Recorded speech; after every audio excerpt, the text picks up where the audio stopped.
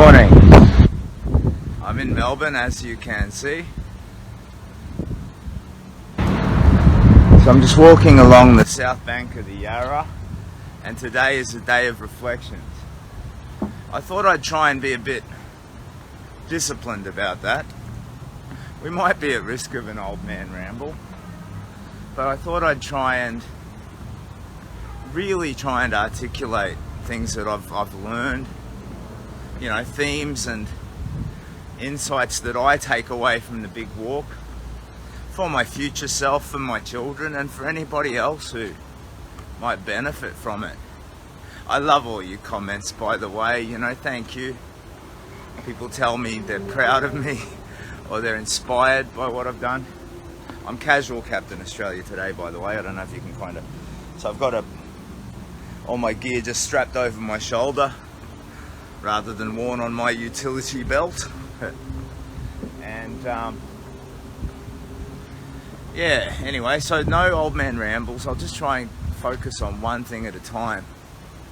So one of the first things I learned, I think, is that suffering is not the end. Pain is not the end. And you don't have to let those things define you, as I did. You don't have to allow them to cripple you. And if you mindfully channel them, if you lean into them, they make you better and stronger. And they illuminate and amplify joy. Yeah, look, I'm freaking out that I'm in Melbourne, to be honest. So for me, the big walk was purposeful, mindful suffering after a period of fierce, ravaging, organic suffering. It was an ordeal, carrying that big old pack, walking alone, away from the people that I loved. It was using that suffering to teach me, I think. And those were the lessons, that it's not permanent. And if you lean into your strength,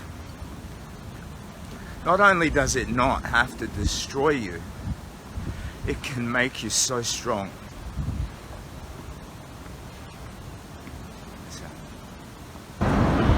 Melbourne and the Yarra River.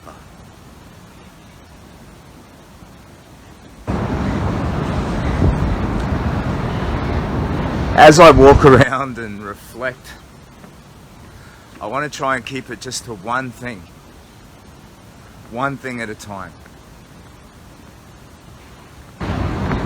But yeah, I think the idea of suffering,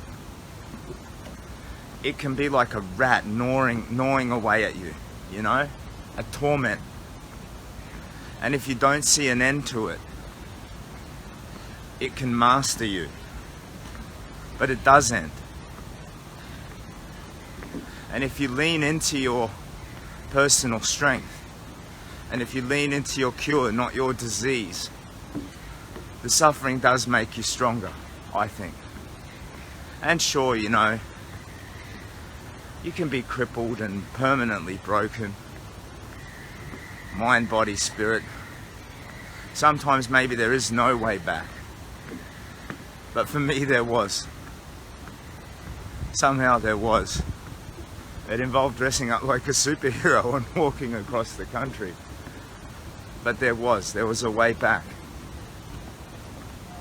And I think suffering was fundamental to that.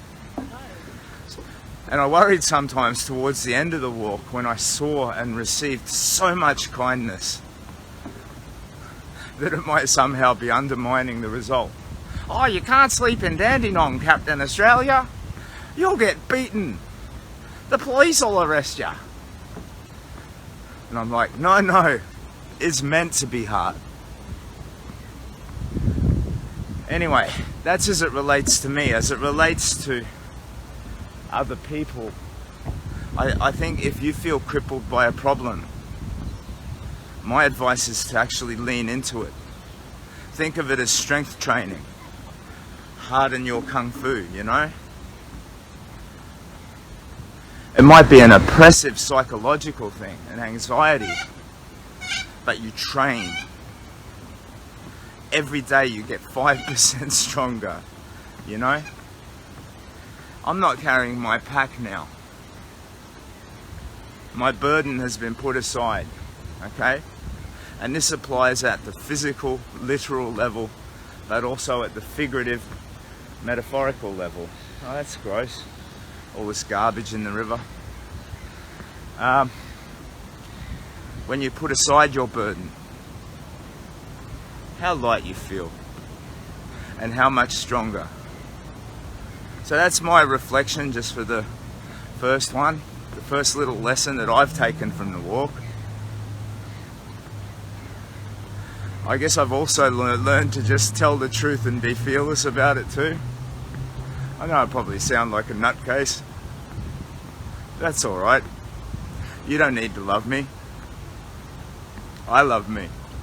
How the fuck did that happen? Sorry, I swore.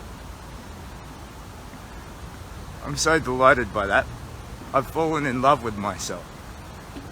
And I get it that sounds mental too. Anyway, reflection number 1. Suffering, pain, they're not the end. And if you channel them and if you lean into them, they can make you stronger. And once you're through, how joyful do simple things feel. Even a shower. Anyway, reflection number 1. I guess I better respect the comments. Have I lost my spectacles again, Captain Australia? Oh dear. Look at that, Melbourne. Blows my miggity mind. Sorry, Barry. I tried to call him last night and talk things through. I left a message. I'm hoping we can get back on track today, but he hasn't called me back yet. Nat says, thank you for your uplifting words. They help people and help myself. You're a true legend. That's one of the reasons that I'm trying to invest so much in trying to just talk true.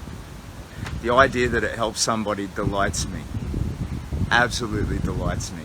So if you get anything from my buffet quest, take it. It's a gift. I love it. Oh, Phil Butler. G'day, Phil. Bridget says, that brought a tear to my eye. You're an amazing human being, and I'm so glad you yourself get to see that now. See that now. Never forget it. Your family are very lucky to have you. Thank you. Comments, giggity comments. Julie, good morning. Absolutely amazing effort. Well done. So many children not suffer because of your strength. I can't wrap my head around the amount of money raised and how that translates into real world clinical outcomes. For me, I have to wrap it all in the belief that we save one child. And it's like the old Hebrew saying, save but one life and you save the world entire. I love that. Anyway, sorry, I said I was going to be more tightly disciplined, so I might look at the comments later. This is a reflection. So I'll leave it there and I'll do another one in a little while. So I'm just walking around the city, thinking my thoughts. So I'm in Melbourne. I'm not going to cross the Yarra River. That's tomorrow. I am going to go look at Alexandra Gardens, the gathering place. If you want to meet, 10 o'clock tomorrow, Alexandra Gardens. Or message me. Maybe today we can grab a coffee or something. I'm just an old hobo loitering around Melbourne at the moment.